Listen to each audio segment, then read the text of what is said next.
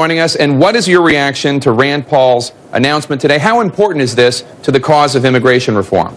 Well, first, thanks for having me on. I wish I would have been on yesterday. I could have been the answer to a trivia question one day. But anyway, on the Senator Paul's speech today, it's a very good development. Look, there's a growing consensus that something needs to be done about immigration, but it needs to be done in a way that's responsible. In essence, we need to do three things. Number one, we have to reform our legal immigration system. It needs to be modernized.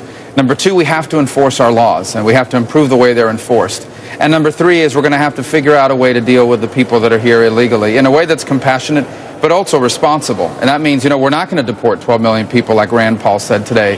We're also not going to give blanket amnesty or a special pathway to citizenship, because that would be unfair to the people that have done it the right way. And so finding that right balance is what we've been trying to work on and continue to work on, and I hope we'll have something soon on that so we can begin to discuss it with our colleagues. Your fellow Florida Republican Jeb Bush, a few weeks ago when he unveiled his book, had, I don't want to call it a stumble, but there was a question about whether or not he supported a path to citizenship. He didn't seem to in the book, although he had previously said that he did support a path to citizenship. This obviously a big sticking point with conservatives especially. Jeb Bush told the Washington Post during that book tour that while he was working on the book, you were not for a path to citizenship. Can you explain to us your evolution on this issue? Yeah, actually, what I've never been for is a special pathway to citizenship. And let me just remind everybody, there is no such thing as a path to citizenship. You can't go from being an immigrant to a citizen.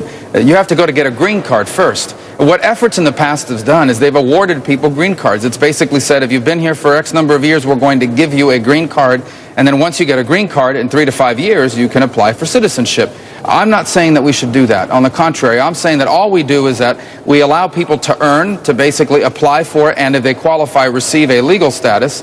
And then at some point in the future, when some time has elapsed and the security measures are in place, then the only thing people would get is the opportunity to apply for a green card. We wouldn't award one either. And then if they would receive that green card, then of course they can apply for citizenship at some point in the future after that. And that's been my position, is not to have a special pathway to green card citizenship or anything else, because it's unfair to the people that are doing the right way, and it would incentivize illegal immigration in the future. And that's been my position all along, is that we're not going to do any special pathways that discourage people from doing it the right way. Senator